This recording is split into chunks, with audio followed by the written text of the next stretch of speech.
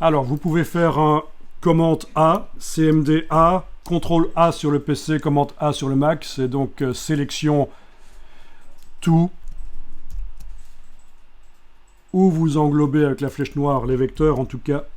Ah oui, il n'y a même pas besoin parce que le fait d'avoir décomposé la vectorisation a fait un groupe. Donc avec la flèche noire, si on clique sur n'importe lequel, tout se sélectionne. Parfait. Donc tout doit être sélectionné de toute façon. Vous allez dans Objet, Peinture dynamique, Créer. Objet, Peinture dynamique, Créer.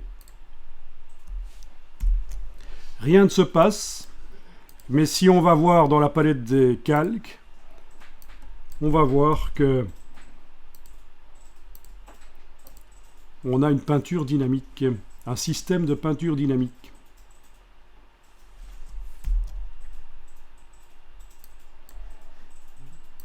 Oui, elle est dans un groupe, c'est le groupe qui est sélectionné, mais ça devrait quand même fonctionner. Je crois qu'il n'y a pas nécessité vraiment d'aller spécifiquement activer la peinture dynamique. On va voir. Alors, vous vous souvenez, on va faire par sélection de zone. On va aller chercher dans la palette des outils. Est-ce que vous avez déjà la palette des outils complète? Bien grande comme ça. Parce que Illustrator vient parfois avec la palette des outils simplifiée. Si vous n'avez pas la palette des outils complète, il faudra cliquer sur les trois petits points ici. Aller dans le menu, demander avancer. C'est une solution. Alors, derrière l'outil qui permet de modifier, c'est celui-là. Derrière l'outil concepteur de forme,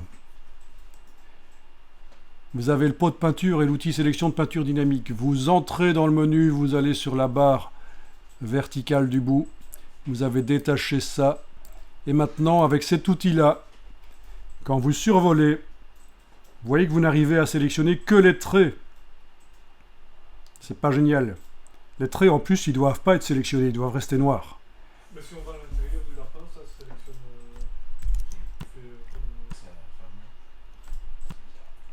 Alors, vous double-cliquez sur l'outil de sélection de peinture dynamique.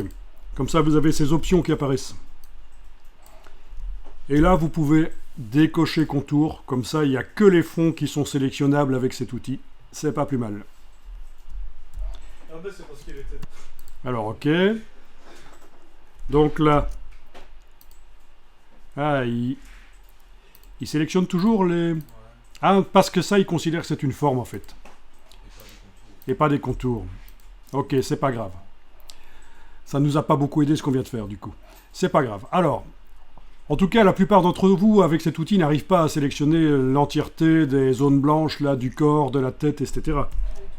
Donc, on y va. On sélectionne la peinture dynamique. Voilà, j'y vais avec la flèche noire. Allons voir un peu. Objet, peinture dynamique, option d'espace.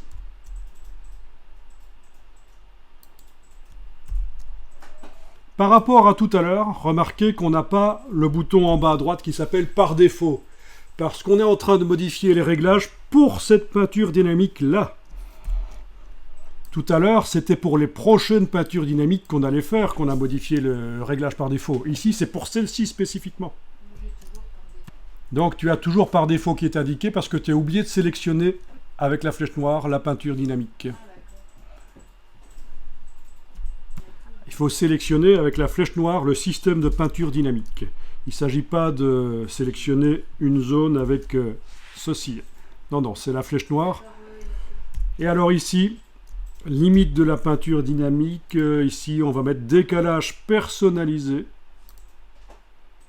Il a trouvé 12 espaces ouverts.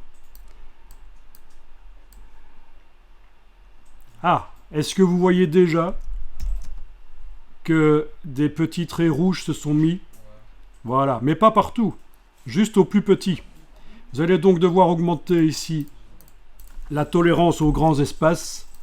Et au fur et à mesure que vous montez, vous voyez que vous allez pouvoir ici même faire une sélection sur la tête indépendamment du corps, sur l'oreille là indépendamment du corps, de la tête, pas celle-ci. Hein.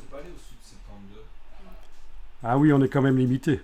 Mais enfin, c'est déjà pas mal. Là, on voit qu'on va arriver à utiliser la peinture dynamique. Bon, ben cliquez sur OK. Moi, je suis allé jusqu'à 15. À vous de voir. Et là, avec l'outil, on arrive à faire la sélection, par exemple, sur la tête. Ah tiens, je vais peut-être essayer d'ajouter ça. Non, c'est pas possible. Il faudra faire du travail après. C'est pas grave. Donc, voilà, ici, je vais y aller par menu fenêtre nuancier et je vais aller ajouter une couleur.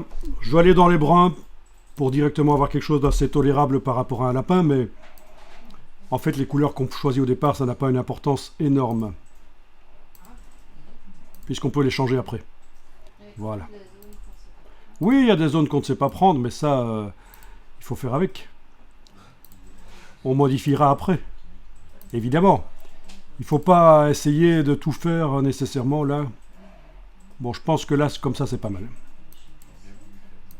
J'enregistre. Ça va être le 02.